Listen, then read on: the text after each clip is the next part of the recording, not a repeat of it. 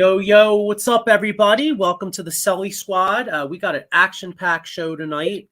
All kinds of stuff. Actually, guys, this is one of the best times of the year as far as all you think about it. All four sports are going right now. Every main sport is going, and even the Union, Diego, as you know, with you covering the Union. So actually, technically, all five sports really are going.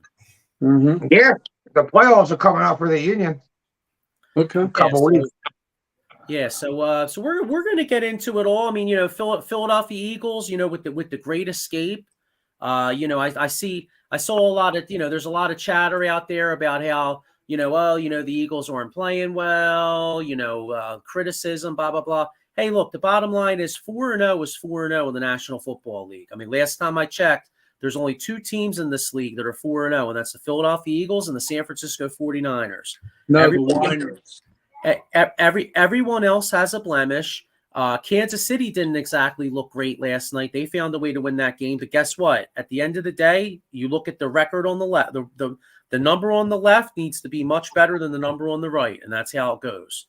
So, Eagles escaped with the win. Philadelphia Phillies, huge wild card week. Little concerned about the opponent, but we'll get all into that. And then we got basketball. I mean, it looks like the Sixers tanked. No James Harden, no surprise. Basically, the Sixers did all that tanking to wind up in NBA purgatory because that's exactly where it looks like they are. What do you guys? That's what it's looking like. So, but what it's looking like. We're going to get into all that. Our man Fuji's he unfortunately he can't make it tonight, but I got my usual cast minus Mike. I got my man Sean right next to me. What's up, Sean? How you doing? Chilling, man. What's up, guys? Doing pretty good. And then I got my man Mr. 6 for 6, Diego Bianchi.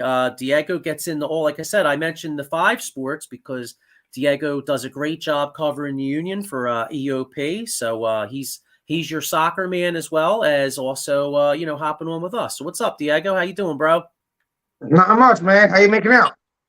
I'm doing pretty good, man. Like I said, man, it's this time of year, it's like a smorgasbord of things to talk about. But I think right now, I think we got to get in the little Eagles here. And I have on the bottom here the Great Escape, and that's kind of how I feel about this game. Sean, I'll start with you. Like, what was your greatest? What was your biggest takeaway from the game yesterday? How the defense played, basically. Penalties, third downs, and all that stuff. That was the downgrade for me. And the passing was phenomenal. A.J. Brown went off. Devontae Smith. Added sprinkle in a little bit of Dallas, And the run game it could have been a little bit more better, keep it going, but they didn't, But a win's a win, like you said, Joe. So take it, That's all that matters. How about you, Diego? What was your biggest takeaway from the game other than 4-0? Well, it was definitely Jalen Hurts' best passing game so far this year. So that's I take that away from the game. It's very encouraging to see him actually have a pretty good game passing the ball. And like Sean said, our defense. I mean, this team can't really seem to, in the first four games, get on the same page. Either defense plays really good, offense doesn't. And I mean, through 4 weeks we're 4-0. We could sit here and pick it apart. But in the National Football League, a win's a win. You're not always going to destroy teams, and no one cares how much you win by. As long as you get to the end, don't matter. Exactly. Yeah. I mean, this isn't college where you got to boat race a team by 30 to possibly be in the top 3. You know what I'm saying? And my man Adam Glenn agrees with us. He says a win is a win. I agree with you wholeheartedly, Adam. And hey, listen, I'd much rather have a win where I escape than a great quote unquote moral victory. Like, for example, last night's game, the New York Jets. Now, that was that might have been the best game I've seen, or at least the best stretch that I've seen Zach Wilson have since he's been in the NFL. Mm-hmm. And the Jets showed a lot, and they played Kansas City tough. and I give them credit. But guess what? At the end of the day, what happened to the Jets? They took an L. Yep, they lost.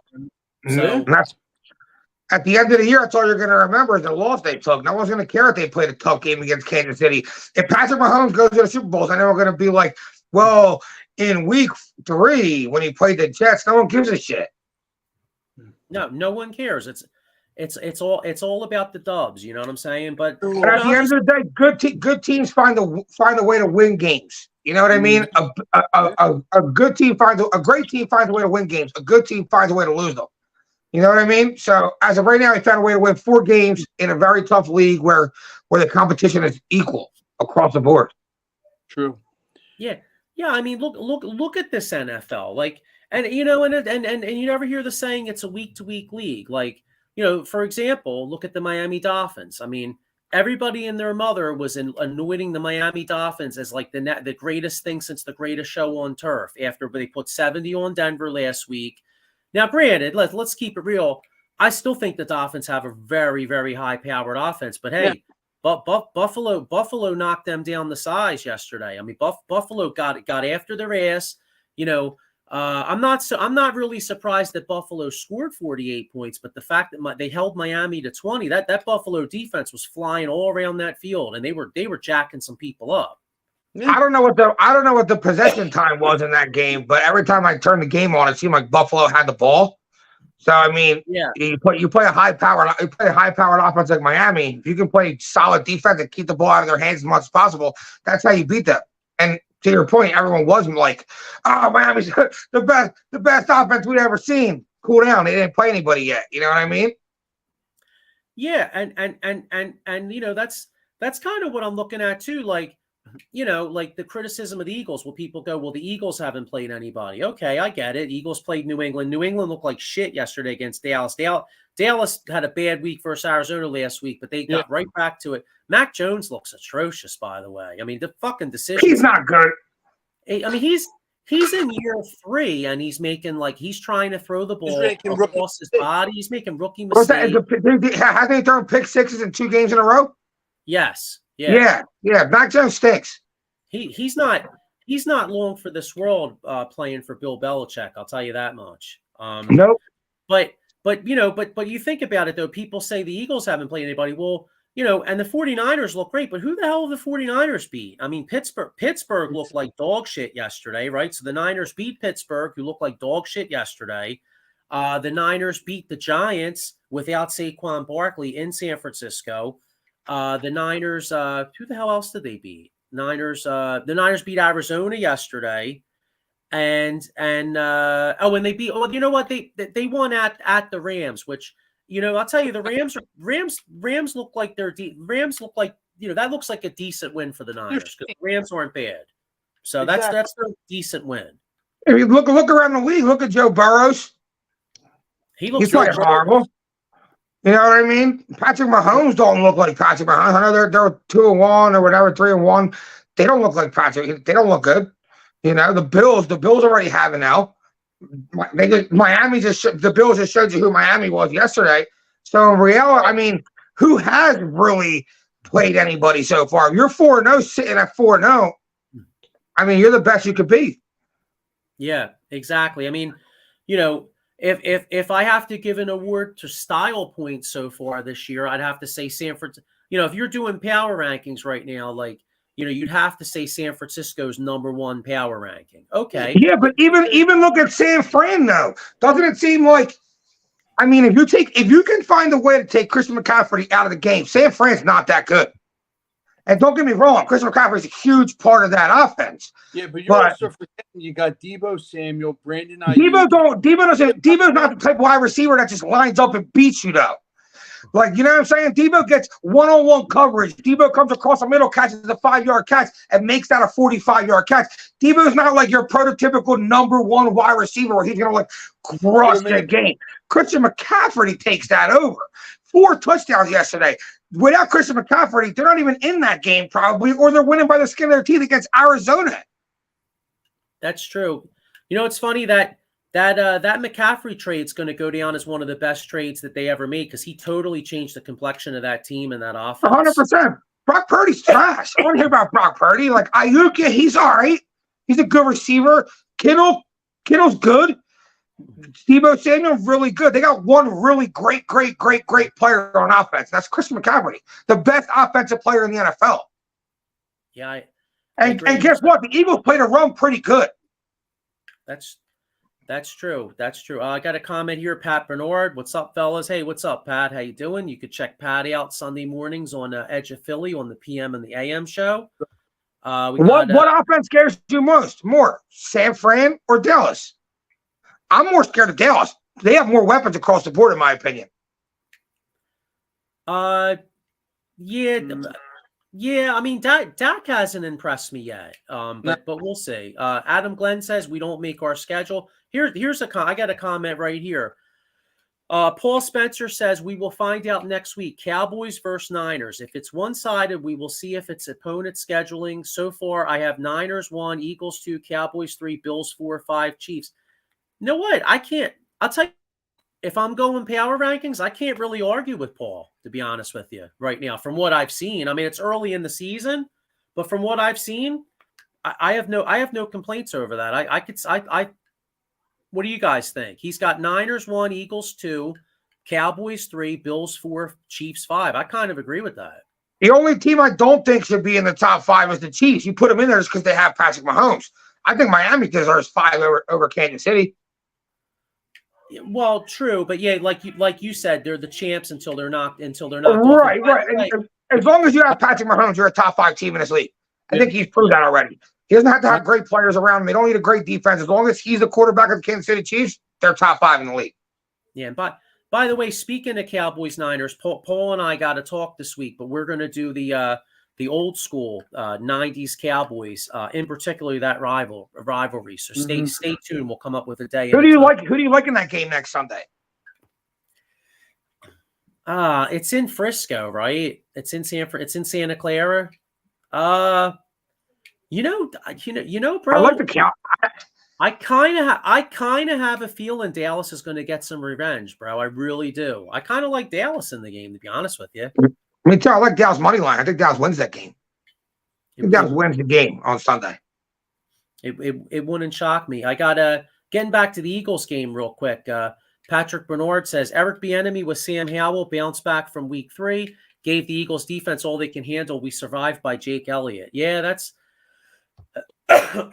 true. And you know what? So I asked you guys your guys' takeaways from the game. My takeaway was Jalen Hurts looked a lot more like Jalen Hurts. Best game of the year by far. I mean, he was hitting dudes right on stride. My takeaway, I had a couple takeaways. That was one. Came away really impressed with Sam Howell. To me, the kid, I think the kid showed a lot of moxie, dude. You know, I mean, I know look at it like this. They played Buffalo the week before. I think he got sacked like 7 times or some shit like that. 9 times, I thought. Was it 9? Okay, I knew it was 9 times. 9. Right, so gets his ass kicked the week before, throws a couple interceptions. Really, really, really impressed by that kid. And on the bottom here, I have bad time management. And I don't know if you guys would agree with me. Now, listen, it's hard for me to argue with getting a touchdown with 1 minute and 46 seconds left. But I called it when I was out yesterday. The Eagles had 2nd and 4. I believe Washington only had 1 timeout left. Now, if the Eagles get the first down in that particular drive, Washington's got to use up their last timeout. The Eagles run a few more plays, and Elliott kicks the field goal with no time left. Now, can I kill him for getting the touchdown? No, I guess I can. I mean, Diego, you and I talked about this today. Like, really, the main problem was our man AJ Brown. Yeah, penalty. You can't get a personal foul there. You got to be smarter than that. You got to keep your emotions in. Don't do some boneheaded ass play. Regardless, though, ball in his face. That ruined it. But regardless, I think as a head coach, as a play caller, to kick the ball off with 1 minute 30 seconds left against the Washington Commanders at home, you should be able to put that trust in your defense and not let them score a touchdown. That's true. They didn't start the drive at the 50. They started the drive like 35, 40. Is that what it was? So They started. See, because of the penalty, they started like their own 42, so they only had to yeah, go like 58 yards. right, but still 50. Come on, make it stop. You were letting them score all day yesterday. The Eagles offense gave you 31. Nick Sirianni should be, or Johnson, whoever called that play, should be able to call that play with the confidence that my defense is going to stop this dude on. They're going to stop him on the next drive, and we're going to close this game out. You know, because if you're playing like, oh, let's not score touchdowns, let's try to time manage, blah, blah. Then what happens if you do that, Jake Elliott gets a field goal blocked?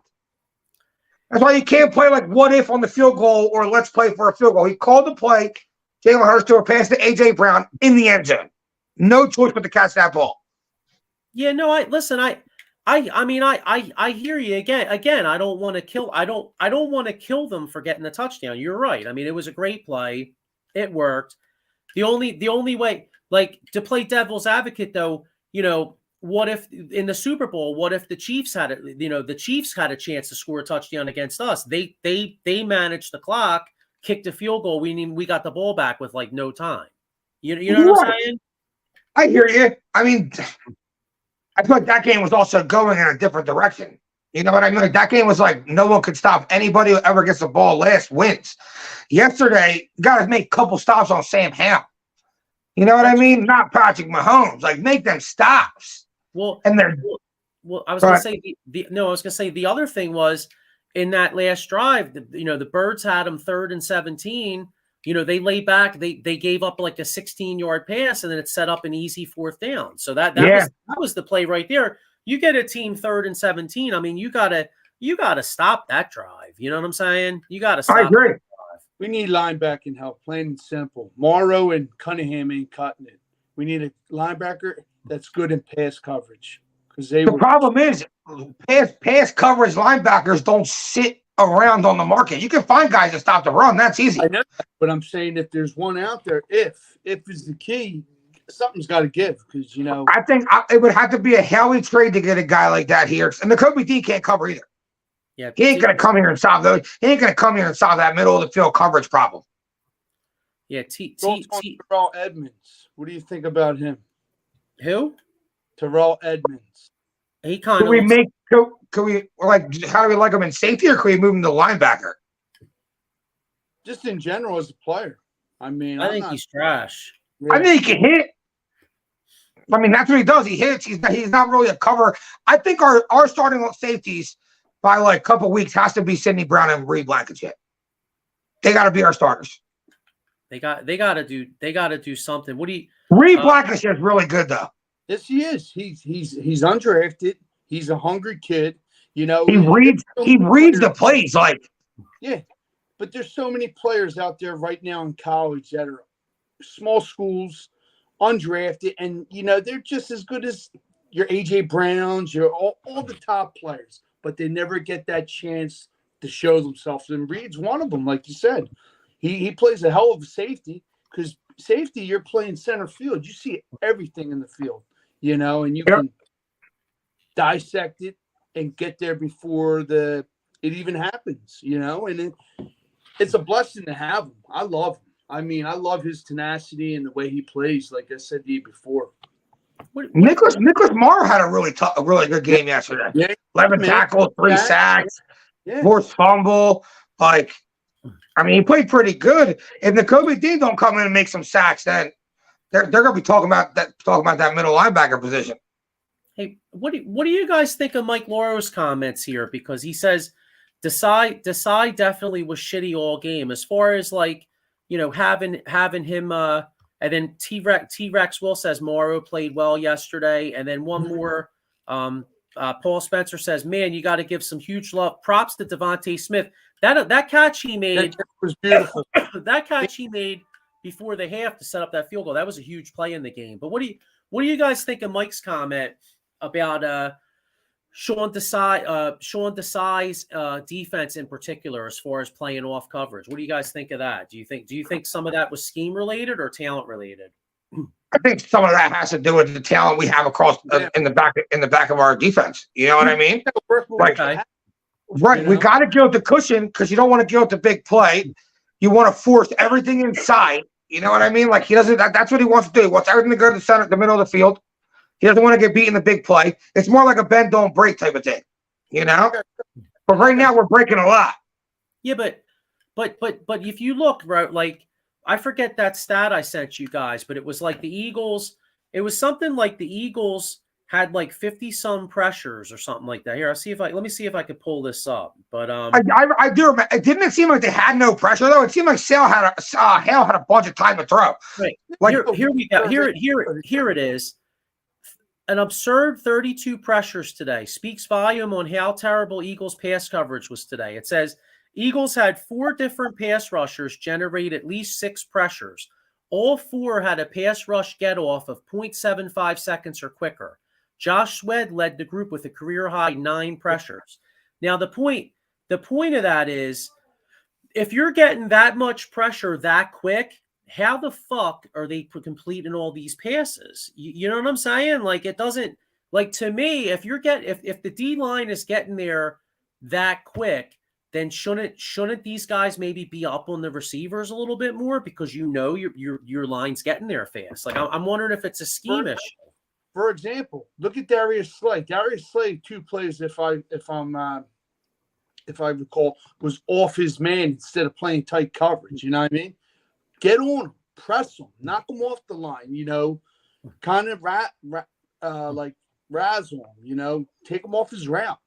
But Darius Slay, man, we got to address him, man. He's looking like I don't know. Do you think I don't think they want to leave these dudes. I don't think they want to leave these dudes on an island. You know what I mean? They don't want to leave a one-on-one type coverage, and you don't listen. You could be the best corner in the league one-on-one. There's only probably 10 corners in the league that can literally guard the best players one-on-one. Besides that, you always give them some safety help over top, or you play a linebacker a little bit over to his side. But if we don't have good linebackers and good safeties, you kind of have to play off of him. You got to keep everything in front of you. Yeah, but I'm not talking. I'm not talking even with the pressure we're getting. Yeah, but you still got to play off these guys. No, but I'm not talking about man to man. I'm talking about, and I'm not talking about necessarily playing press coverage. What I mean is like some of these like T-Rex Will says, Howell was getting the ball. Howell was getting the ball off really quick. Right, but you know, I'm not talking about being like bump and run, like acting like you're Richard Sherman, but can't you at least like maybe try to like, you know, like make it so Howell can't get the ball off so quick. You know what I'm saying? Like, because bring up the point, do you trust trust easy passes? Personnel that we have. That's another thing. I hear what you're saying, but do you trust the personnel? Slay, Bradbury. That's exactly my point. You're not going to put if you don't trust them close right up on the receivers because you don't trust them or you don't trust the guys behind them, then you're going to play off. Mm-hmm. Yeah, I mean, I understand. I hear you guys. I mean, I definitely can see that's why they do it. It's just again, to me, it's just you look at this and like the Eagles have the best. The Eagles get more pressure than just about anybody else in the NFL, but yet they're giving up all these completions. It just goes to show you maybe Howie needs to make a move, and you know. Maybe the idea of moving Bradbury inside isn't really that great of an idea. Maybe they should go out and try to get a slot corner to replace Maddox and move Bradbury back outside. Because Job ain't it. Job is not it. Job's a good player. Job is not a great. He's not Bradbury on the outside, if that makes sense. Or Bradbury's not Avonte Maddox on the inside. You know what I mean? It's they're supposed to be in their position for a reason. He's a rookie. He's trying his best, but he ain't cutting it. It's plain simple, you know? And you don't want him to get in his head like, oh, shit, I can't play or this and that, you know? Like you said, if it need be, address the slot corner trade or something like that. But, you know, I'm not taking the LA Rams lightly, our next opponent, you know? But here's the thing, exactly, right? Exactly. The problem with this defense is you're winning these games now. But if the middle of the field and it's like this, a good quarterback like Matthew Stafford, I wouldn't be surprised if he just picks you apart on like 6 drives for like 7 minutes each one. Well, he's battling a hip injury, so that's kind of He on might their not side. play. We'll see. But you're right. You can't take away the underrated wide receivers too, playing in place of Cooper Kupp. It's one of those things. Next man up, and these kids are proving it. Like, yo, I could play. That kid, Pakua, whatever his name is a stud. Yeah. Like What do they're actually probably lucky, not lucky Cooper Kupp missed some time, but you really find out what you got when you lose a player like that. Well, Atwell can play a little bit. That dude Puka can play a little bit. The running back Kyron Williams can play a little bit. The Rams are not that bad of a team, and their defense is good. And don't forget, well, you got Aaron Donald, but don't forget Tyler Higbee, because we have a Tyler Higbee's not a bad tight end. And he's a hell of a tight end, but we'll see. I mean, I think they'll be up for the task.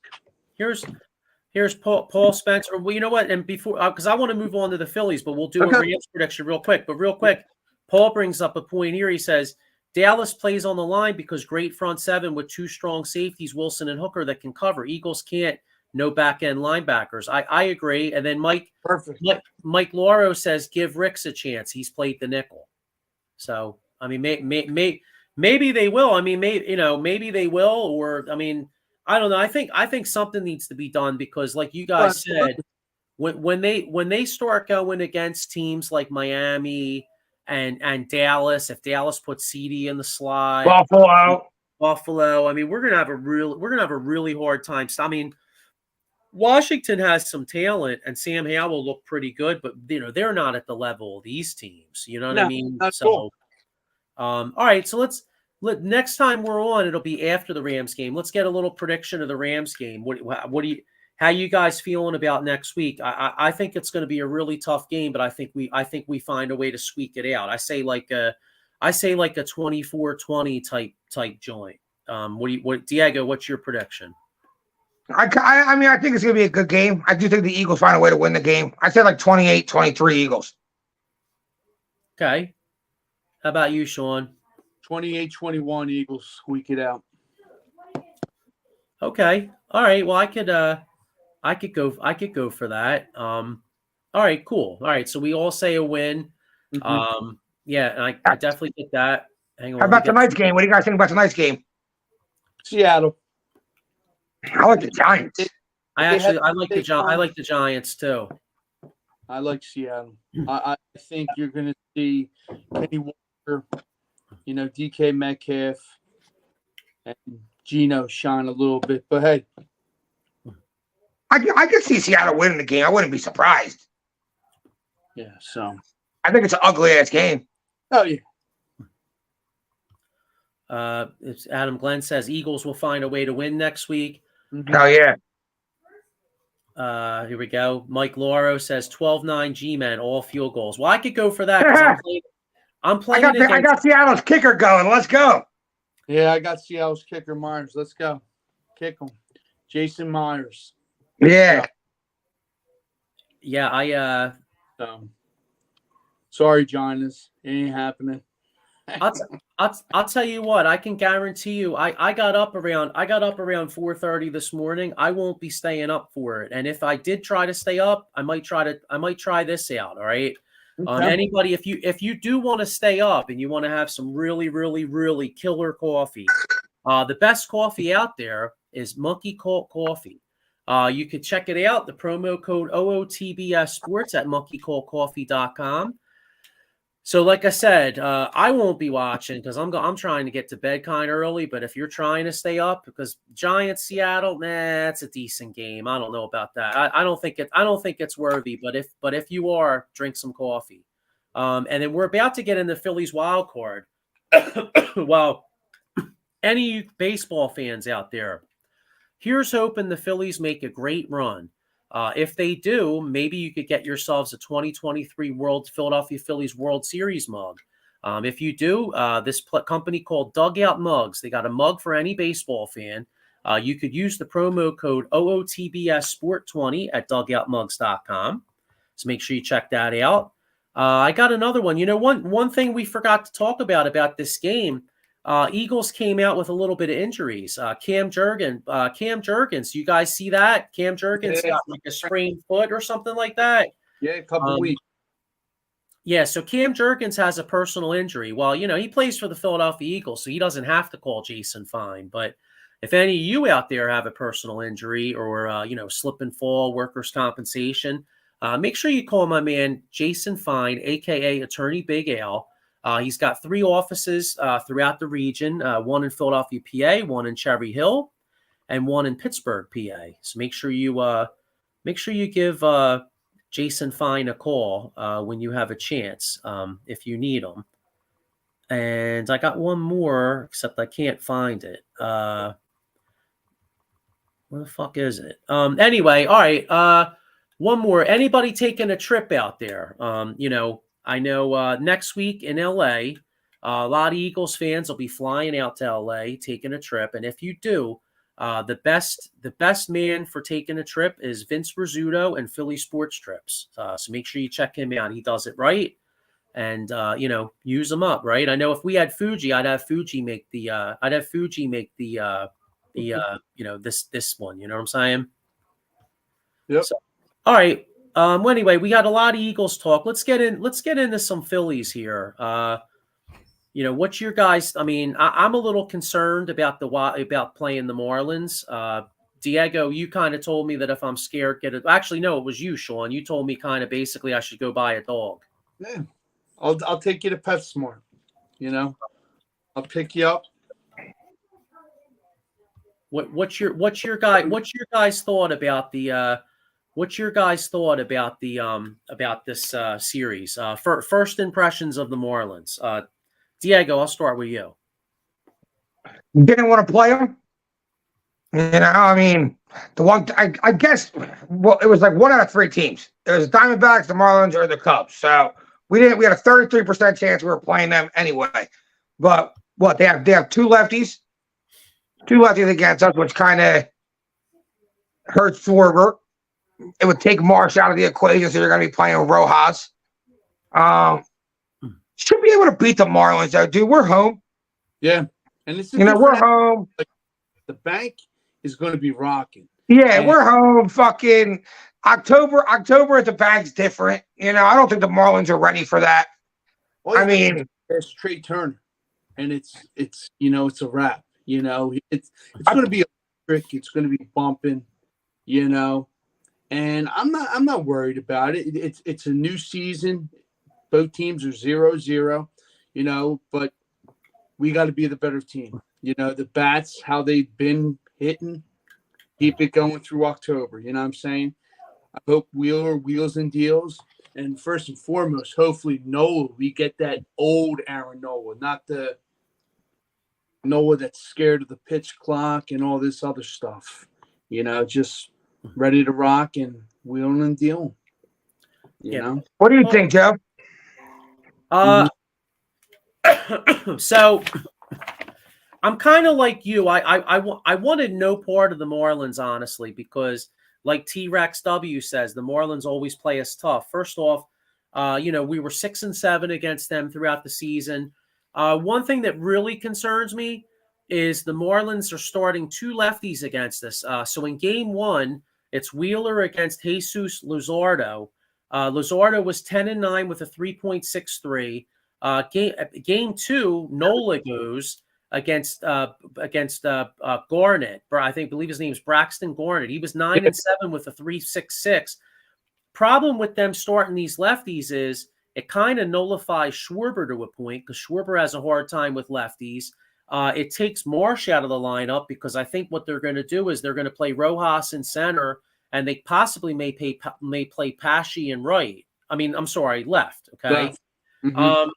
The other thing, but I'll tell you the thing that concerns me the most is a lot of these playoff games go down to the bullpen. The Marlins have 4 lefty relievers in their pen. They got the closer, Tanner Scott. They got A.J. Pook. They got a guy by the name of Steven Okert, and they got a guy by the name of Andrew Nardi. Now, left-handers against these 4 guys are hitting a combined 198 with 131 strikeouts, and they've only walked 32. So I'm going to predict the Phillies. All right. I think the Phillies find a way to get it done. I think the I think the home field plays a big role. But I think that'll help Wheeler. My concern is game 2 because I don't give a shit how jacked your crowd is. If Aaronola goes out there and gives up 3-4. Oh, one more thing, by the way, the Marlins are 4-0 against us in the games started by those two guys this year. Another thing that really concerns me. But I'm going to sit here and say Citizens Bank Park. We got the home field advantage, and I'm banking on that. Mm-hmm. But I'm extremely concerned because if it's tight late in the game, they have 4 lefties to match up with Schwarber, Harper, Bryson Stott. It takes Brandon Marsh. It takes him out of the equation of even coming off the bench because you're not going to put Marsh in to pinch hit going against the lefty. You know what I mean? So I'm hoping the Phillies win the first 2, but honestly, I'm calling. All right, so this is going to have to be a Trey Turner series, a Nick Castellanos series, a Raul Muto series, an Alec Boone series. That's honest. We have hitters to come to combat your left-handed pitching. Oh, I know. Listen. I still like us, bro. I'm just telling you some of my concerns. I still like the Phillies. I think the Phillies win. But it wouldn't shock me if it went. Put it this way, it wouldn't shock me if it went 3 games and we're like sweating bullets in game 3. Who was that Braves dude last year? Lights out Strider, and we smashed him in the playoffs. Well, he was coming off an injury though. Yeah. Don't matter. Get smashed. What do you think of this? I mean, I don't want to move past the Marlins, but Paul has a question here, and I kind of agree. Like, well, he says, is the Braves sitting wild card round an advantage or disadvantage? Historical franchise year, but playoffs at 0-0. I actually think it's a disadvantage in baseball because in football, you rest up, you heal some bruises, but in baseball, I mean, baseball is a very, very baseball is a game of what do you call it? Repetition. Consistency. Right. And it's gotta be loose and limber. And them being, like you said, waiting for the next opponent, I think it's a total disadvantage, Joe. It's good for their pitchers. Yeah, that's where they benefit. Their arms. The arm rested, it's perfect for I kind of want to see what Kimbrel brings. I was gonna say you couldn't tell me Kimbrel. You couldn't tell me Kimbrel right now couldn't use that off. Oh, he definitely. Oh, it would help with that old ass, tired ass arm. He could have used that. There's advantages and disadvantages, but Kimbrel's one of my big concerns against the Marlins because the Marlins win a lot of one-run games. They have a lot of speed, and I'm scared shitless of Kimbrel. If guys get on base because they're going to steal all kinds of bases on his ass. He don't hold nobody in, bro. Let's see here. Dennis Brandale says Strider is definitely a different player this year and will be ready for the Phillies fans if we make it to the NLDS. You sure? Can't ready. He was crying earlier about how loud the stadium is and the fans. So we'll see. Remember last week he was saying he's like, "Oh, I wish there were no fans." He sounds like a little bitch, that motherfucker. You know what I mean? Like he's got a lot of talent, but he sounds like he's great. He's a great pitcher. Yeah. A dog. Yeah. Yeah, get him a poodle. Yeah. Yeah. So, all right. Yeah. And any other matchups in the Marlins series that has you really concerned, like particular match? Oh, well, here's one thing. They're Arias, I think you say his name. He led the league in hitting. Yeah, he's a little banged up. His heel. So that's a concern. Another plus in the Phillies lineup. Hang on, I got one more. Dennis Brandale says, I know he hates the fans, but last year wasn't ready for the Phillies fans at all. Nah, he'll be ready now. He will be ready now. After you face it once, you know it's coming. Yeah. So. Yeah, it doesn't matter though. We got something for his ass. Right. But Arias, Arias or whatever, he's banged up. One thing that'll help the Phillies is the weather, bro. It's like 80. it's unseasonably hot for October. It's like in the 80s, and that's hitting weather for the Phillies. That helps the Phillies. Damn right. Weather, you know. But I kind of think that gives us a little bit of an edge, though. When you got to come like play at Citizens Bank in October, it's chilly, a nice chilly night. You know what I mean? I don't know. I think that gives you a little bit of an advantage, even though it's hitting season. I mean, it was a little chilly last year, and we still hit balls in the playoffs. Your adrenaline takes them balls out in the playoffs. A So player, we're not. go Go ahead. ahead, Sean. No, go ahead. Concern me. I will not concern me. Just to watch out for on the are Jake Berger, the acquisition from the White Sox, who plays third base, and Soler. Yeah, you know, he always is up to something, whether it's a home run or a clutch hit. You know, those two guys are to keep an eye on. Yeah, you know who's a pain in the ass is that Josh Bell. I could see him being a real. I could see him being a real pain in the balls, man. He was annoying with San Diego last year. Yeah, dude's annoying. Those three are the thorns in the Phillies' ass. Yeah, I could see that. Yeah. Oh, I'm sorry, 4. Since he's due to health, Areza and Soler. Those 4 guys, just watch out for. Hopefully, we can put a stop to them, you know. Yeah, and yeah, I mean, hey, look, we need Will. Bottom line is, let's keep it real. We need game 1 because I don't know about you guys, but if we lose tomorrow night and this whole season ends up on Narinola, I have a really, really, really bad feeling that that's going to wind up being Arenola's last home start, and we're taking the L. I don't want to say it, but I have a really. I could see that 100%. You know, I think he allows that to happen with the atmosphere, just like we said, and hopefully he's the Areola of the past, not worrying about the pitch clock. But like you said, we'll see come when it's his time to pitch, man. But Wheeler has to wheel and deal. I think he'll get it done. I know what can fix Areola. What's that? A standing ovation. Ha ha ha! You know what? Hey, you know what? Let's keep it real though. Hey, try. You know, we can knock it all. You can knock it all you want, but Trey Turner started hitting right after that. Yep. I know. I don't think. I know. That's why. Paul Spencer says Braves top 3 coming back: Strider, Fried, and Morton, but can't look past the Marlins. Throw the records out. Yeah, listen. Yeah. Hey, Paul. You know, to be honest, I mean, I'll be honest with you. As good as the Braves are, I think the Phillies match up better with the Braves than they do the Marlins. So I mean, I'm not saying this is going to be a harder series than the Braves because I'd be a moron to say that because the Braves have one of the best lineups ever in baseball this year. But how many Paul going to be? We take him out 2 years in a row. It could be a real possibility. I don't think he'd be too happy. Yeah. Actually, well, you know, it could be if you think about it, it could be a real bad weekend for him because if Dallas loses to San Francisco and then the Phillies go to Atlanta and take like two down there and come back here and take them out. Paul Spencer says only team that scares me is the Phillies. I don't blame you, bro. You should be afraid. You should be very afraid. Yeah. He's rooting hard. Yo, he's rooting hard. He's a Marlins fan. He's going fishing for Marlin tomorrow, you know? Eat that shit. Celebrate. Marlins, dude. Before we start, I got to send a shout out to my cousin. My cousin just said to me I have the best hair in the family. Oh, no. Thanks, Tim. Nice head of hair, Sean. Thanks. All right.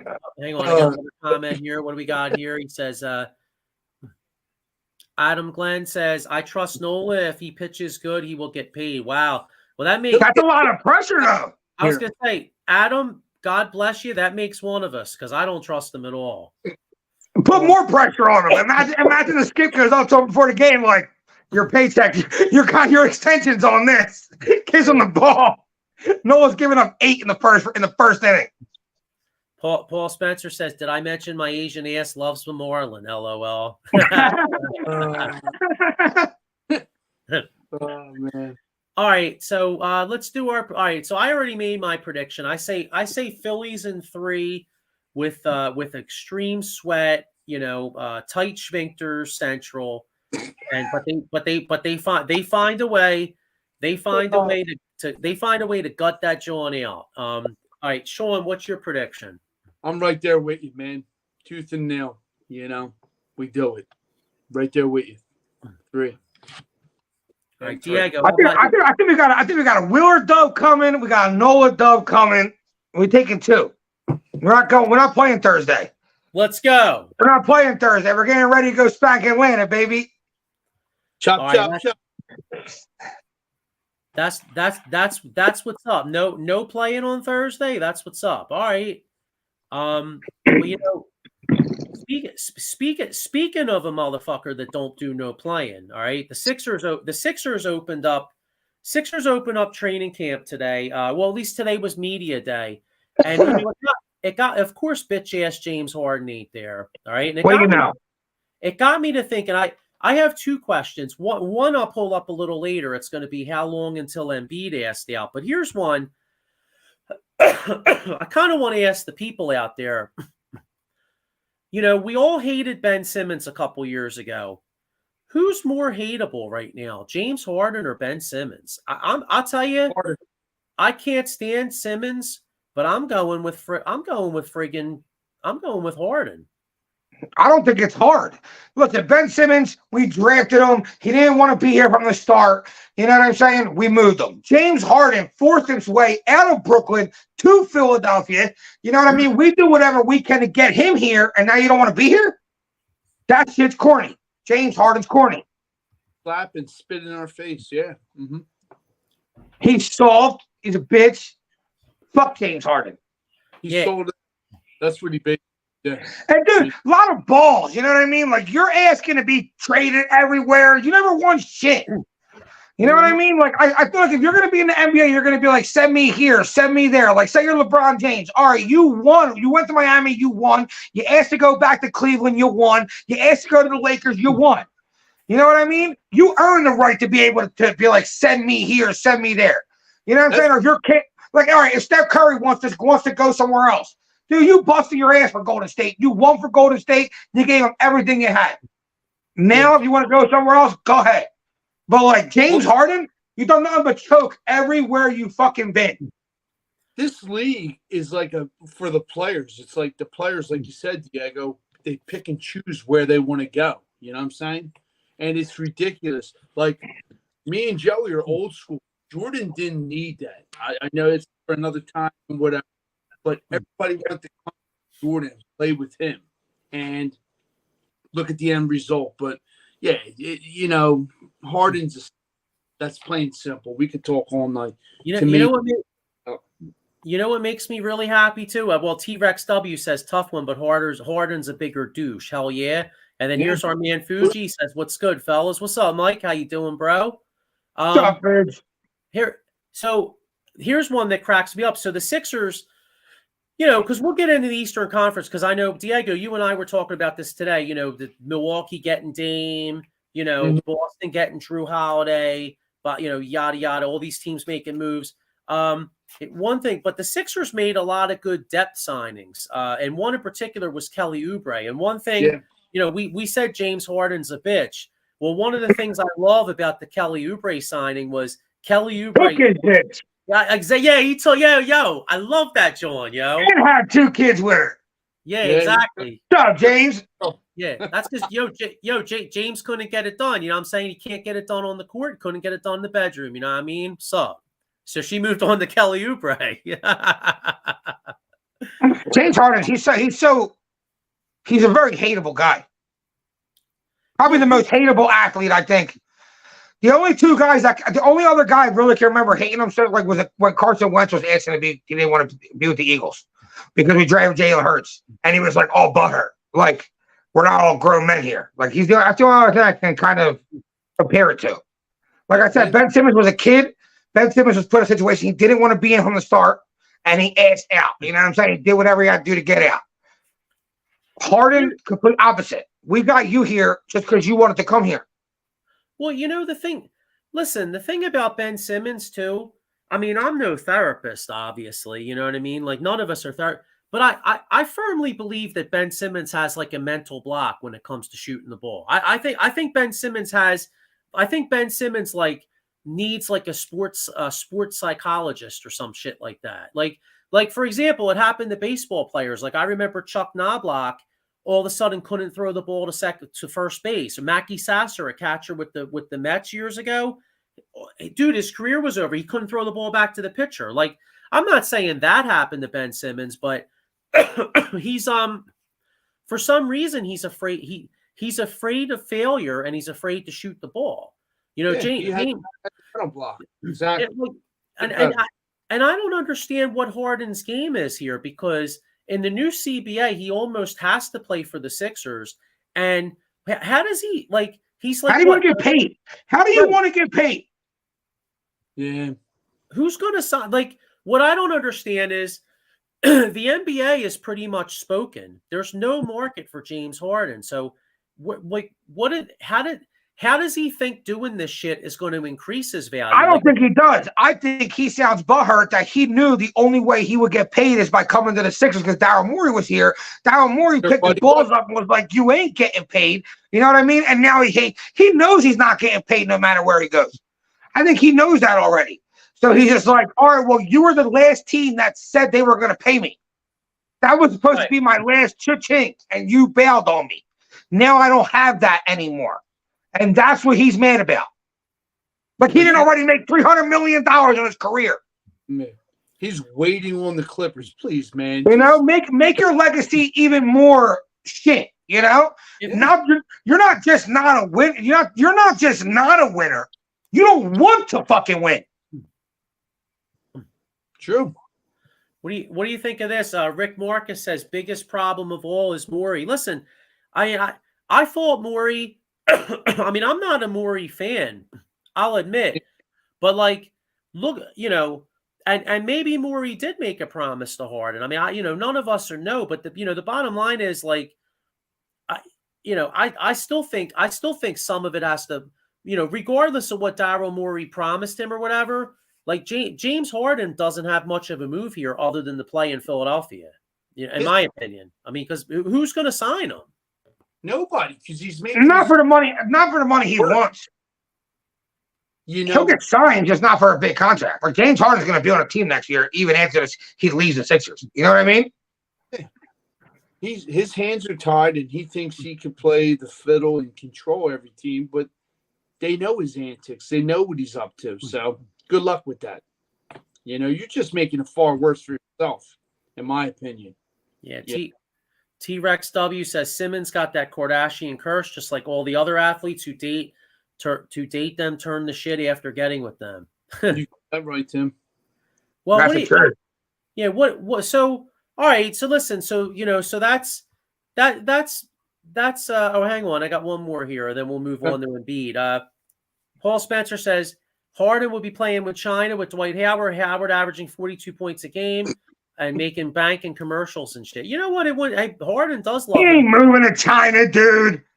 I don't know. James Harden made $300 million. You guys say he's not going to China. Dwight Howard's career was over here. He had no deals left on the table. That's why Dwight Howard went to China. James Harden's not going to be like, the Clippers want to sign me, but this Chinese team wants not. He ain't doing that. Hold up. He's not going over there because there's no strip joints. Yeah, he ain't going to China. That's dumb. All right, so we saw a couple of the big moves in the East. Milwaukee goes out and gets Dame Lillard. They get Dame time. Boston goes and gets Drew Holiday. How long? And then Embiid makes a comment. Embiid's like that Donovan McNabb passive aggressive shit where he makes his little remarks and shit.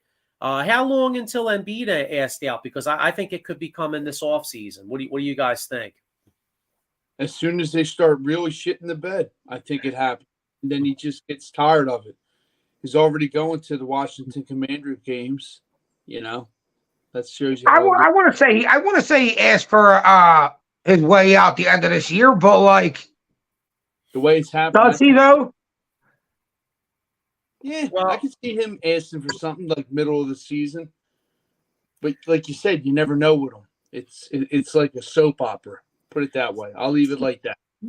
He won't ask middle of the season because we could say what we want about the Sixers, but let's keep it real. Any team that has Joel Embiid, any team that's got Joel Embiid on it is going to be good enough to at least be competitive. So he's not going to ask out in the middle of the season, all right? And I also think people are overreacting a little bit, thinking like these teams got way better than us. Yeah, Milwaukee got good, but they lost Drew Holiday, probably the best the best guard defender in the league. Which means you're probably going to be a little bit more vulnerable to having more points scored on you. And then Boston literally, I don't. Yes, their starting five is very good. They gave away all their depth. They have no rim protection. If anything, when you're trying to come out of the East, you should prepare to. How am I going to stop Joel Embiid? Am I going to throw Robert Williams at him? Am I going to throw Smart at him? What are you going to do now? Throw Kristaps Porzingis at him? Porzingis going to get eaten alive. He's going to get hurt first play. So I'm saying he's going to get eaten alive. Like these Boston people think Boston got that much better. I'm going to go and say Boston got worse. It's funny you said that because we talked about that today. I mean, I'm a big Drew Holiday fan, but I kind of do agree with you because, you look at that Celtics team last year. I mean, you had Marcus Smart, who's a straight up dog. You had Grant Williams, who's a tough player. Robert Williams, who's a rim protector and rebounder, who gave us some trouble. Then you Brogdon was like 6th man of the year type guy. He was up there, and now you replace all those guys, and you got Holiday and Porzingis. Now Porzingis had a good year last year, but he gets hurt a lot. Now if Porzingis gets hurt, they have no inside game at all. I mean, they have no depth up front. It's basically old ass Al Horford, and that's it. Yeah, I think Boston panicked. I think Boston seen that Milwaukee got Dame, so they're like, "What are we going to do to combat this? We need someone to stop Damian Lillard. All right, well, let's just get him, because at least he knows Milwaukee, and we'll bring him here." They panicked though. Like I don't know if you ask. They do still have Derek White, who's nasty, and a backcourt of him and Drew Holiday is going to be super tough defensively. But I don't know. I don't know if it makes you that much better. Like, is Drew Holiday that much better offensively than Brogdon, or that much better defensively than Smart? No, I mean Drew. Like I said, Drew Holiday is a hell of a player. I mean, I was hoping the Sixers could have got him, but again, I can't. After seeing what Boston gave up, I can't blame Morey for that one because we just don't have the ammunition. No, it's not worth that, dude. That was not worth it. Nope. No, two solid players, 2 first-round picks. Yeah, Drew's nice. I don't think it's worth 2 first-round picks. No, he's not. Drew is a really good player. He's not a star. I agree. I don't think he would start. And you know what's funny? Look. I mean, shit, looking back on it at the time when I know it was a different league 10 years ago, but I mean, shit, we didn't compared to what they got for Drew Holiday, we didn't get dick. And meanwhile, he's 10 Another thing I was just watching, like a lot of these teams have a lot to do with like culture. You know what I'm saying? Right. Jaylen Brown and Tatum, they played 7 years with Smart, 6 years with Robert Williams, 5 years with Grant Williams. Like they had very good relationships there. Now you pretty much get rid of all of that and bring in not 2 strangers, you know what I'm saying, to the locker room. True. That you now have to figure out. I was just seeing on ESPN that the dude Missoula all summer was like figuring out how he could play 2 bigs at once. He wanted to go with a 2 big system. Robert Williams is gone. That everything he just worked on all season is gone. Yeah. You know what I mean? They can't play 2 big men now. You don't have Robert Williams, what he was pretty much building this offense around. Now he's kind of back to square one too. They said Blake Griffin, it's nothing too. He might retire. So, but yeah, you're right though. They don't have the big Blake Griffin's. Blake Griffin. Yeah, I mean, honestly, let's hope Blake Griffin does stay in Boston for you. Blake Griffin's done. Yeah. So. Yeah, Boston but anyway, Boston has 6 guys that are really good, and then they're going to have to fill in the rest of their team with like trash ass players. the Sixers can go 8 or 9 deep. Mm-hmm. That's true. The Sixers do have depth. So I mean, if depth counts for something, the Sixers can compete with depth. Now let's I don't know. I mean, let's hope that like the Chicago Bulls really stink, and somehow in some type of 3-way deal we could peddle Harden and somehow get like a Zach LaVine or honestly or even a DeRozan. Even I would even take a DeRozan if we could. You know, something. You know what I mean? Yep. So, but anyway, hey, we'll get into all that. We'll get into all that in the coming weeks, and then maybe we'll even get into some Flyers open training camp. So maybe we'll get into I know the Flyers are rebuilding, but they got some young guys. Like I saw on Twitter or something, like Bobby Brink had like a nasty backhand. Like they got the Flyers in the penalty shootout, back-to-back sick-ass goals from Bobby Brink and Morgan Frost the other day. Yeah, so the Flyers are starting to rebuild, but they got some young guys that are hopefully start showing something. I guess we'll see what happens there. But hey, by the time we're back on here, the Eagles would have played. The Eagles hopefully will be 5-0, and the Phillies will be right in the midst of a series with Atlanta. So or out of the playoffs. Yeah, what's that? Or out of the playoffs. Well, I said hopefully we're playing Atlanta. Yeah, because if we're not, then we're recapping a really terrible series. Yep. Take October. We'll be talking. Exactly. But all right, guys. Well, look, it's Red October. We got a lot going on, and go Eagles, go Phillies, and we'll see you all next week. Go Birds. All right, Sully Squad.